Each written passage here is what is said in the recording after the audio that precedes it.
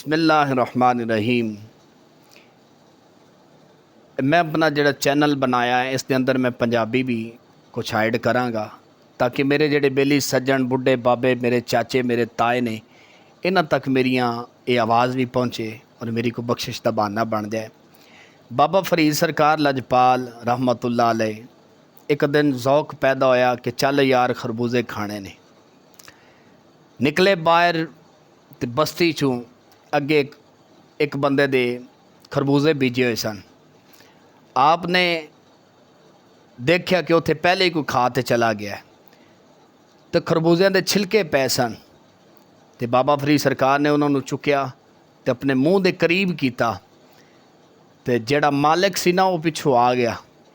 उन्हें आते वेख्या, उन्हें कहा बंदा बड़ा ही भुखा है जिसने पहले खरबूजे मुकम्मल खाधे ने ते हुण छिलके भी खाण लग गया।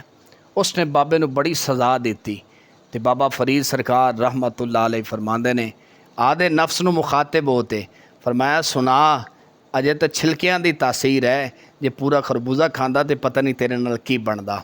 उठ फरीदा सुत्या ते झाड़ू दे मसीत, तू सुत्ता तेरा रब जागदा तेरी डाडे नाल प्रीत।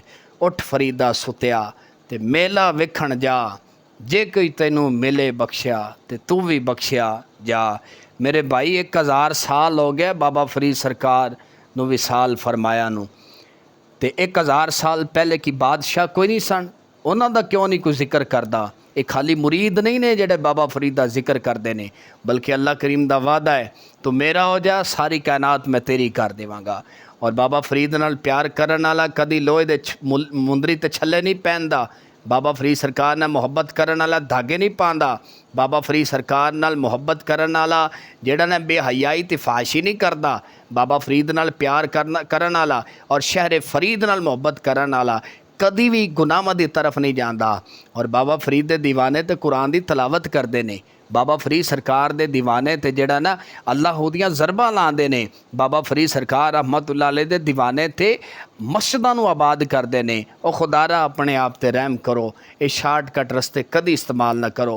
इन्हां औलिया अल्लाह ने बड़ी मेहनत की है, बहुत कुछ छड्या है। ये बाबा फरीद सरकार कोई पाक पतन दे रैशी नहीं ने।